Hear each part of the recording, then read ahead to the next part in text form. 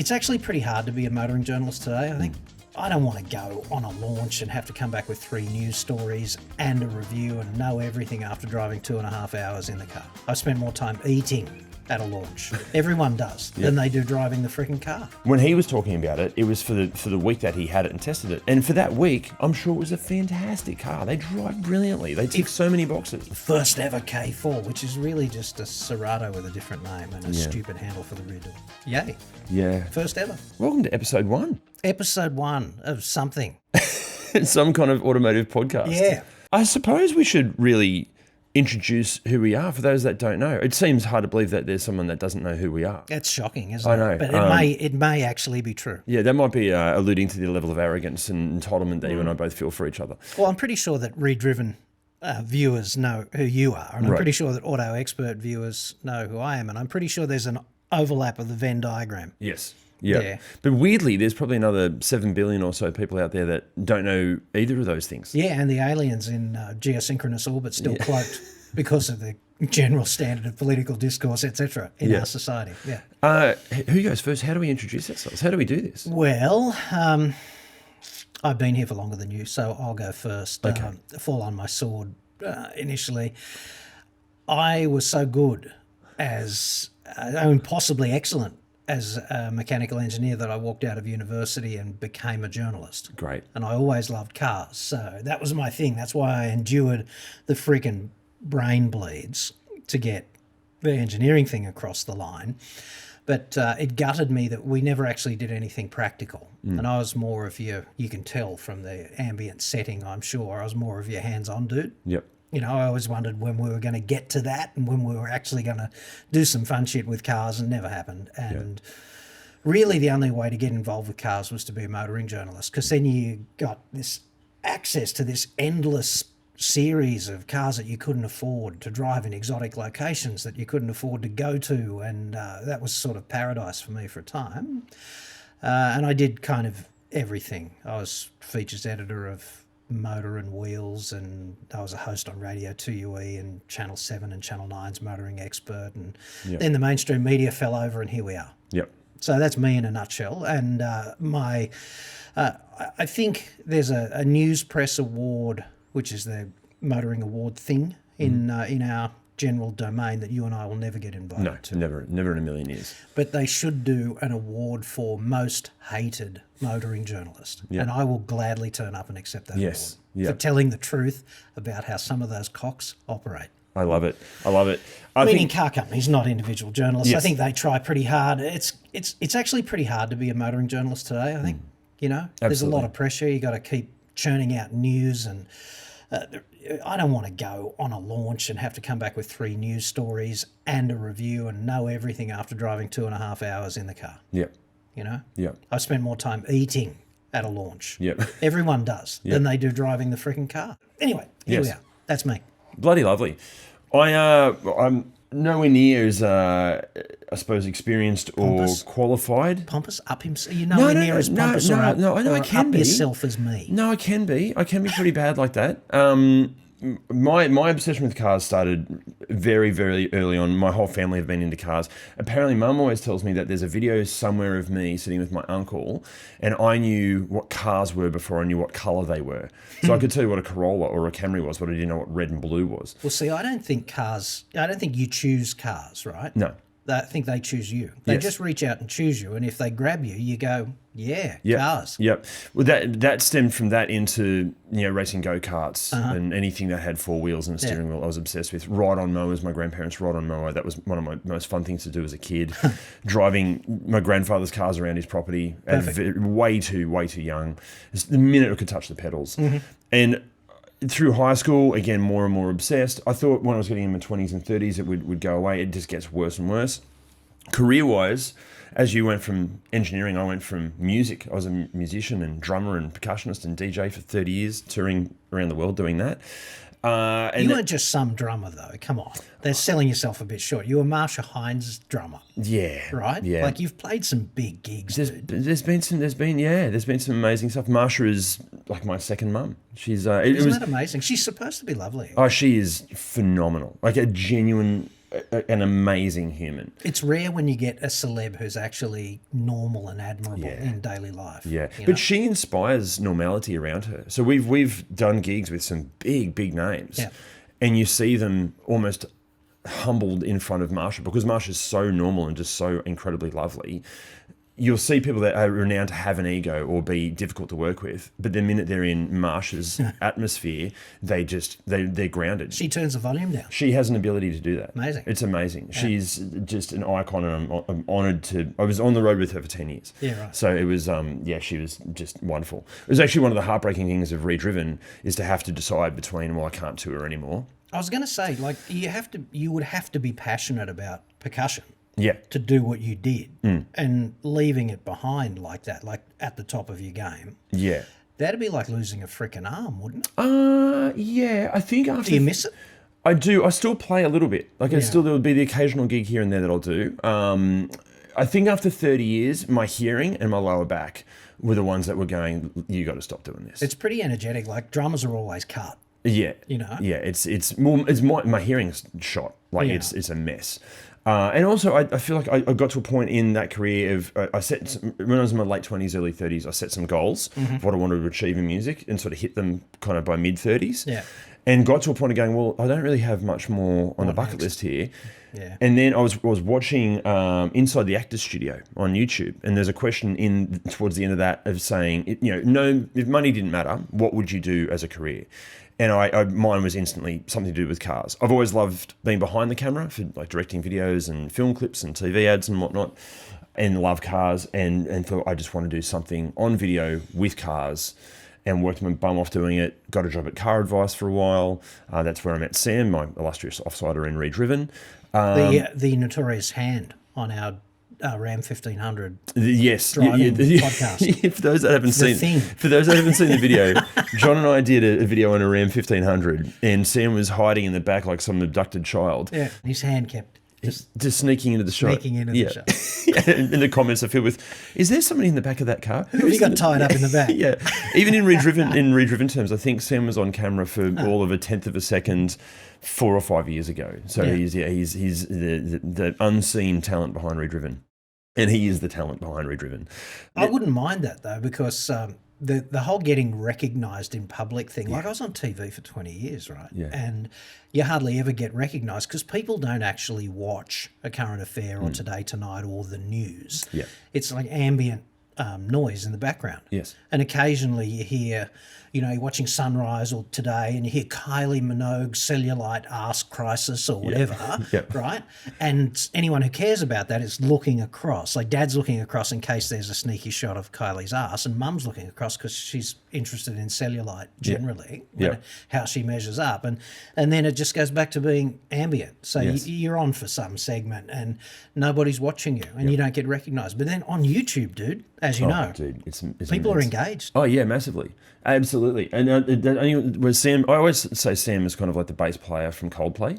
It's like the perfect balance. Like you get all the benefits of being in Coldplay and being a bit of a rock star, but then you can walk down the street and no one knows who you are. Can you imagine being frickin' Tom Cruise or one of those A-listers? Mate, that would be hell on earth. You couldn't go out for a coffee. Dude, I've worked with those, not Tom Cruise, but because of the Marsha gig and other music stuff, I've dealt with proper celebrities. And to see what it's like is like, that is intense. Like having... I've been at lunches where people have just come up freaking out wanting selfies while people are literally mid-mouthful of food. And you're thinking, can't you just give them a sec? Give them 30 seconds to swallow that bit of pasta and then come and say good day. Yeah. But I'm sure with you, like I know with the fans that come up for us, and I'm not just saying it, genuinely awesome. Like I've never ever had a negative experience. It's always just been, and I'm completely flattered that anyone watches this at all. The most hilarious thing is though, they don't introduce themselves. Yeah. Guess they know you. Yeah. Right? Yeah. So they go, "Oh, John. Yeah. Oh, g'day. Yeah. G'day." And I look at them and shake their hand and go, "G'day." Yeah. Mate. Yeah. It's weird. It's like, I suppose it's normal though, because when you walked up the driveway this morning, I didn't say, "Oh, g'day, I'm John." Yeah. You know? Yeah. It's funny. I think we're doing something right if people feel, I suppose, warm enough and welcome enough and open and can be that open. Like, we get it. I'm sure you're the same, but we get it all the time. And it's just lovely getting into these conversations with people on the way here. Like I got off the train for Sam to pick me up, and the guy came straight up and said g'day. And yesterday it happened a few times, and it's always unbelievably positive. We encourage it. We've said in the videos, like if you see us, come and say hello. Absolutely, it's great. I'd hate to be one of those up yourself celebrities. Not that being a motoring guy on YouTube is a celebrity status thing, but being approachable and being accessible is kind of cool. Yeah. You know? I do feel I know of someone in YouTube space that is a massive introvert, and I think they really struggle with it. I think it would be hard if you were this, like, I don't think I'm extroverted or introverted, but if you were extremely introverted and just happen to fall into YouTube and it becomes a thing where you do get recognized, I think that could be really challenging. Yeah. But Okay. I feel like you and I are lucky enough that our previous careers kind of almost set us up to handle both the level of abuse and online criticism we get, but then also the lovely people coming up and saying hello. But that's such a dichotomy, right? The online abuse, because comments are pre-selected for negativity. Yeah. Because, disliking something is such a more powerful emotional trigger. Yeah. Right? Like, it's like going out on a first date. You can have a great first date with someone and get a little peck on the cheek for being a complete gentleman, paying for dinner and, opening the door and closing the door and being 11 out of 10 on the chivalry front, right? Yes. But one misplaced grab on the cheek of the buttock, you'll get a slap, and that'll be a far more emotionally engaged event in relationship life, but purely by virtue of its tweak towards negativity, and negative responses are more passionate. Right? Yeah. What's the worst negative comments you've had? I've had death threats. Really? Yeah. Yeah. Wow. Yeah.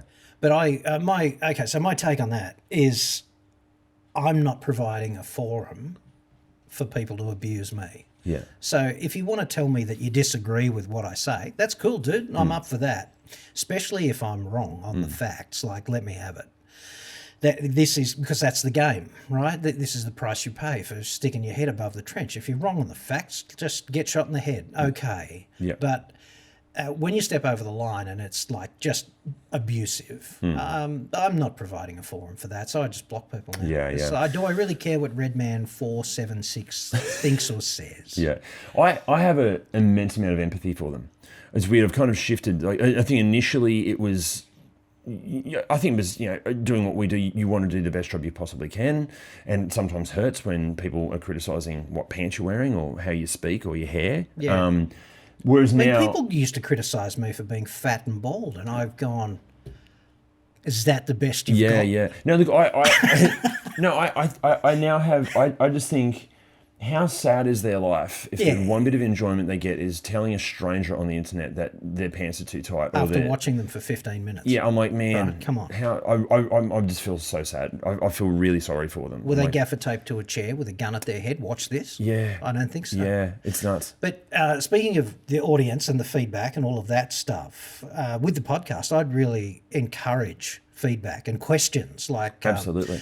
Over to you in the audience if you've got something you want us to address, because what I really want this to be is two dudes who are familiar with the industry and cars and all those aspects. Like, the privilege of journalism is access. You get access to the product, access to the executives and the technical insiders and how they market them, and you really are privileged as a journalist to get that access that normal punters never get. The closest they get is the brochure at the dealership, or they go to the website sort of thing, right?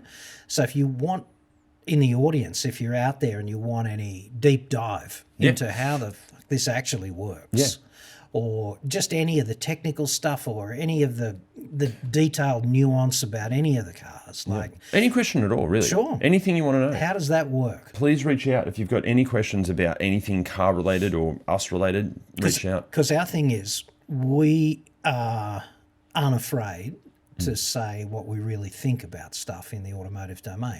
That's why I'm so hated. Yeah, but I think we're the same, and I think we're for those that don't know the two channels, John, I suppose you primarily do new car world stuff and new industry stuff. Yeah. We predominantly do used cars. So our loose rule is that anything we review generally has to be more than 3 years old.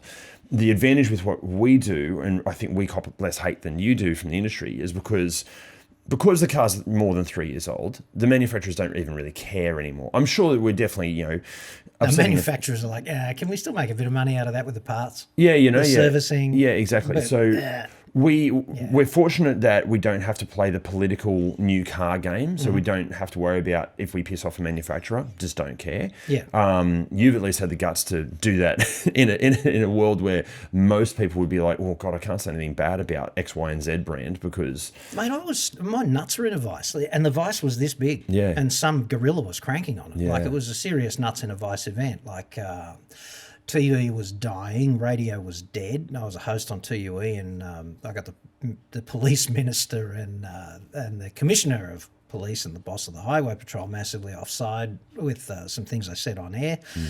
And so they boned me.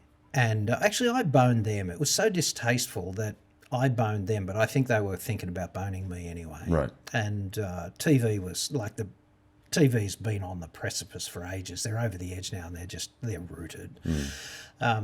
When I started in TV, you could get the chopper up, no problem. Yeah. You want the chopper up to do a big traffic story on peak hour traffic and how to beat it? No problem, dude. And it's like, I don't know, $5,000 an hour to run the chopper. They had money to burn. And now if you wanted 3 stickers printed, you want to do what? Yeah.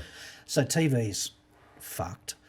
And so I was in that place. I had sort of nowhere to go, and my cup had runneth over working for Al Bors and Tony and Paul on car advice. It's very hard to be the editor of something and have 3 owners below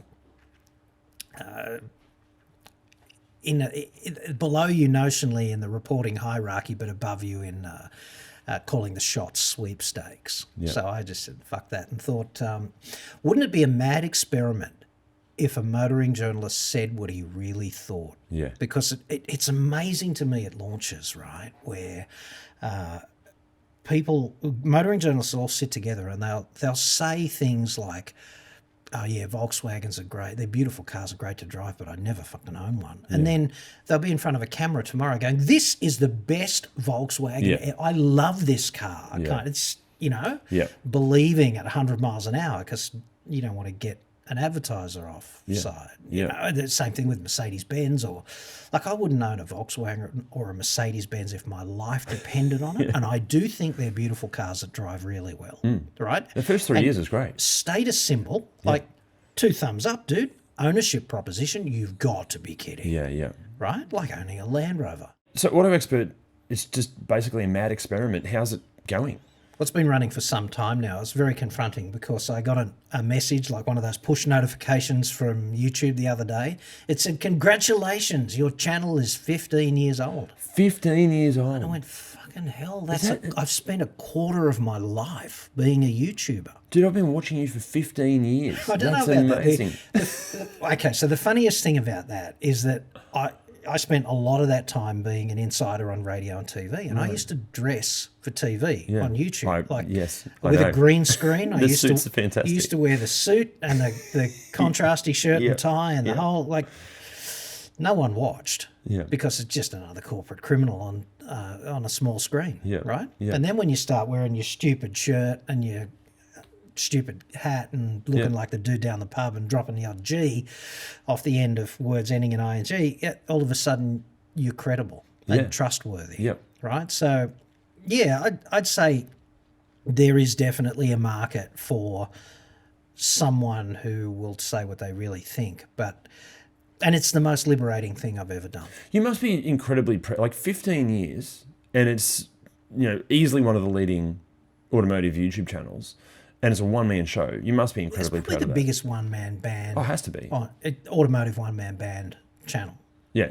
But there's so many YouTube channels that are massively successful. Like, I don't know, in the DIY space, there's a guy in Queensland who just makes some cool shit out of his shed called Pask Makes. And he's got like more than 1 million subscribers, and he makes these great DIY videos and very watchable. So after 15 years, I guess you'd say 400 and whatever it is, 1,000 subscribers is moderately successful. You know, and I'm happy with that because you know, I think that actually, Redriven is risen from nowhere to absolutely something though as well, and you've tapped into, as I see it, this massive space which is where most commercial transactions happen in automotive, which is in the used space, and no one's doing that. So props for identifying a niche, dude. Like, thanks, wow. mate. Well, what's funny was the catalyst. The catalyst was Jim. So again, for those that haven't seen our videos,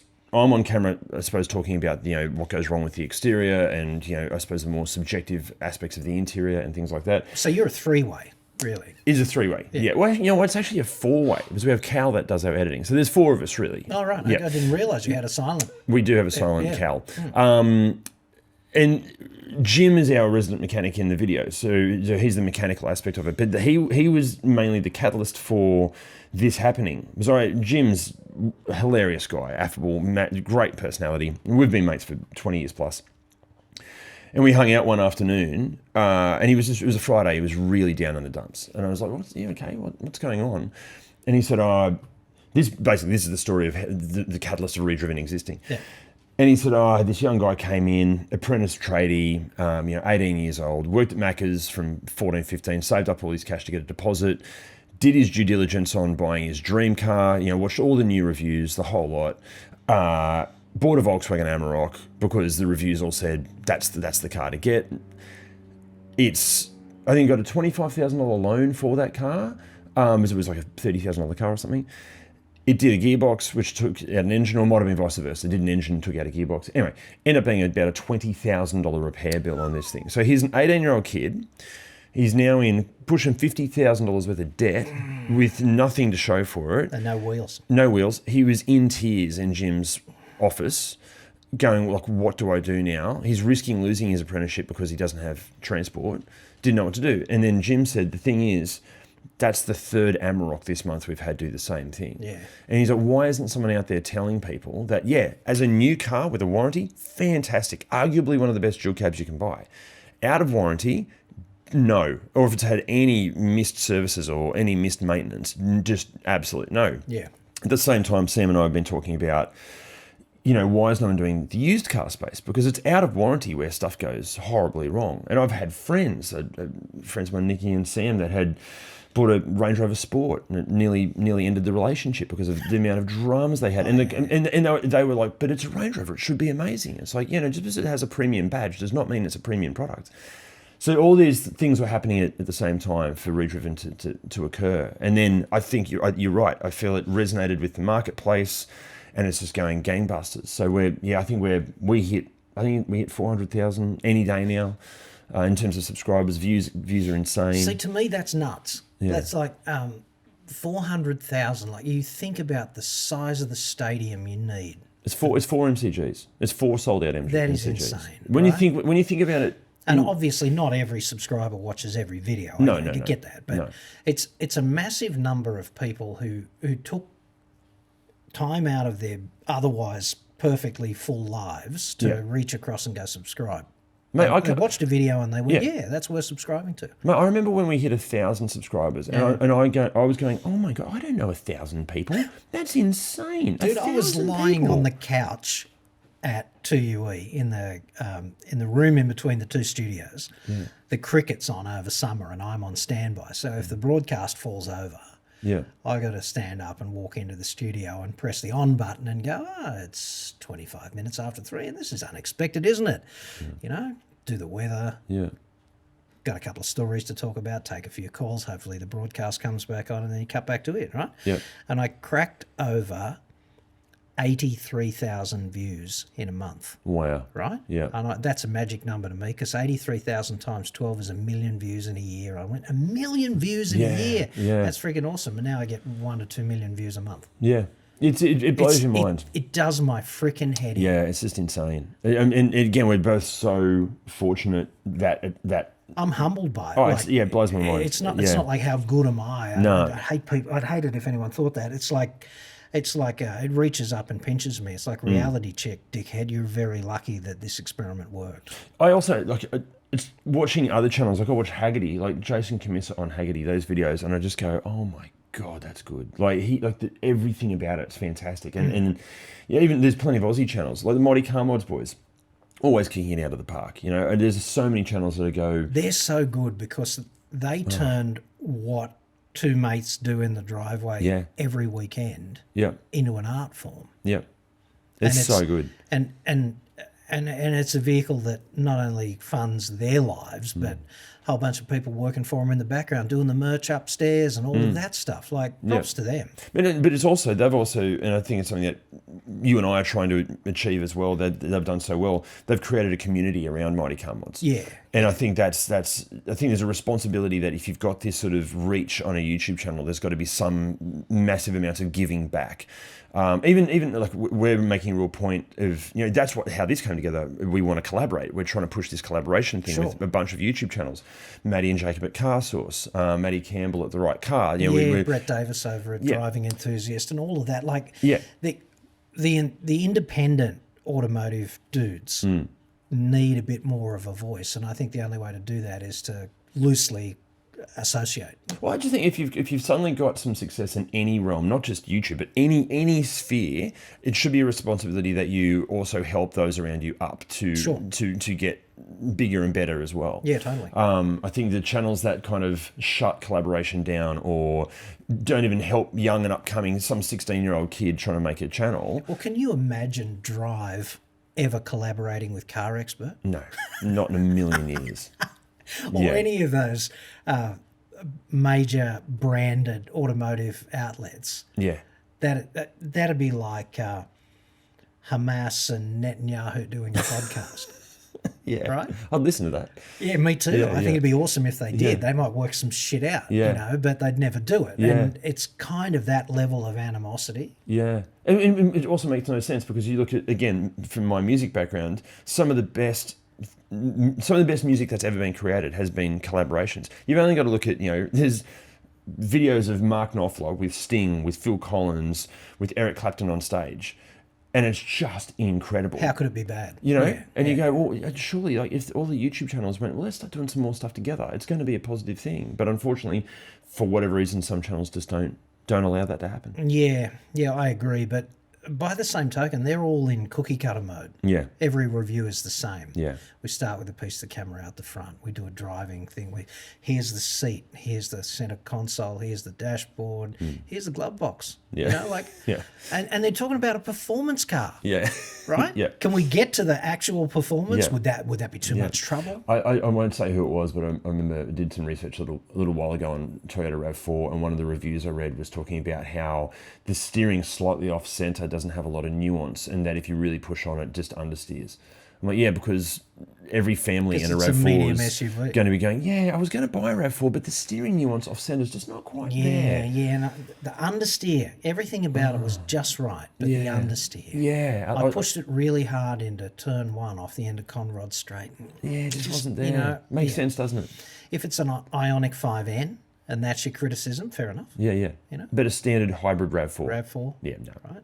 It's like how many grocery bags and are the kids comfy and have they got USB and exactly that shit, like horses for courses. Yeah. But then it's funny, like, I've got car journo mates that since Redriven has become Redriven, before that, one really good friend of mine, we were talking about, he was recommending a car for his sister at the time. And he was like, oh man, Peugeot 308, like such great value. And even back then, I was like, dude, they are a nightmare. Like, parts are a nightmare to get. They're unreliable. And he was like, no, but then when he was talking about it, it was for the week that he had it and tested it. And for that week, I'm sure it was a fantastic car. They drive brilliantly. They tick so many boxes. If all you're going to do is test drive a car, one of my favourite cars is Jeep Grand Cherokee SRT. Yeah, like, amazing. Yeah, that's the car that Jack Bauer saves democracy with. Yeah. It's shit hot. Yeah, I love it. For a week. You can't own it. Yeah. And the second best thing about it is giving it back after a week. But then I felt for these mates, because they don't have any exposure to owning the car for the long term, especially after that 3 to 5 year period. Yeah. So I think it's like marrying the wrong woman. Yeah. You know what I mean? Like, she can be hot and all of that, but just a disaster. Yeah. I used to work with, I don't know if you remember this guy, Clive Robertson. Yeah, yeah, yeah. He's a host on. Yes. He was a host on Radio 2UE most recently, but he was also the host of Breakfast on 702 ABC in Sydney, and he used to read the late night news on 7. Yep. And he wouldn't wear an IFB. He was a cantankerous old prick. Right. He's dead now. He was my mentor. I loved him dearly. But he's deficient in many ways. I think that's fair to say, but really clever. Right. He used to destroy me in the studio at 2UE, right? I almost walked out in tears a few times. Wow. And then I figured out how to play his game. Yeah. And once we started playing it, it was great, you know. But Clive was... It's really hard to put into words. Like, you get these mentors and they just open your mind to some software. Yep. And Clive was sort of that, and he was also a car nut, so he was a believer. But it's really weird to have, those kinds of role models. Yeah. You see people in public and they're performing, and then you meet them. Again, I've been so fortunate, like with the music career, met plenty of heroes, but even in YouTube space, it's weird now being, I suppose with Redriven, I suppose he's going from strength to strength, but I still, I look at you, I look at, Ponch, I look at AMAC, there's a bunch of guys that I look at that have been such massive influences on me and still see as mentors. Kurt Dupree, absolute legend. But it's weird now with Redriven, like the channel numbers have kind of superseded some of these other channels that my mates work for, but the numbers still don't resonate in my head. I would never ever think, we'll wear a bigger and better thing than, A, B, or C other media channel or YouTube channel, because I just look at the amount of talent these guys have and the experience they have. And yeah, I get frustrated sometimes because I hear on the grapevine, maybe not those guys specifically, but other journalists that have said to me, I wish we could get away with saying what you guys say. And it's frustrating for them. Like, as you said before, it's getting so hard for journalists to I suppose, be great journalists because they've got so many things they need. The commercial interest. Exactly. Not only that, even Sam and I were talking on the way here, even in terms of manufacturers, and it's topics that we'll get into in future episodes, but to make like a proper enthusiast's car now, the amount of loopholes manufacturers have to jump through in terms of, emissions and safety, and then the tech, and then cybersecurity and all these things, to do all that. And then also market testing it, making it look good, and then making it really enjoyable to drive, and then hopefully last more than 3 years. And how many cars can you actually sell to enthusiasts, right? Yeah, exactly. Most of the people buying cars aren't enthusiasts. No. They don't give a shit about cars, except they want to buy the best one they can within their budget for them. Yeah. But they don't really care about cars. I think this is why I'm super excited for this podcast, because I feel like there's so many little topics within the car industry that the general public have no idea about. I think we need to pull back the curtain and show them behind the scenes of how certain things work. Like, how does journalism work? How does developing a car work? How does buying and selling cars work? What's going on behind the scenes there? Like decoding a review. You're gonna watch a review on YouTube of some car that you're thinking about buying. Like, let's decode that. Yeah. And you read a review, same thing. Like, what's really going on in the background? Because I've seen so many car reviews where the car industry is really good at planting catchphrases and buzzwords in reviewers' heads. And I saw them with the X-Trail e-Power. Yep. This is a gateway drug to EVs. And you could cut in between the reviews where they all said gateway drug, gateway drug, Yeah. And it's just that. It's like the messaging and the lack of original thought, and the car industry makes it really easy to tell the story about a particular car, but it's their story about the car. Yeah. It's not your story. Yeah. I feel for the marketing departments, because you look at any new car that's coming out, and it's just this homogenous blob, which is like a copy and paste of some other manufacturers, like mid-size SUVs. Jesus, there's not a more boring genre of car. They're all the same thing. It's like iPhone 17, who gives a shit? Yeah. I feel like just like iPhone 16, only slightly different. Do the marketing teams just sit there going, God, how do we make this thing? Like Kia K4. Yeah. The first ever K4, which is really just a Serato with a different name and a stupid handle for the rear door. Yeah. Yay. Yeah. First ever. I think that's episode 1. Okay, let's do that. And episode 2 is going to be full on into lifting the lid and having a look under the skirt, whatever, of the automotive industry and trying to get a few corporate insiders offside with what we say, mainly because it's true, and that's the most offensive thing to commit in the modern Orwellian consumer commercial age. Yeah, absolutely. We'll see you guys in episode 2. Right, we'll do it. Done.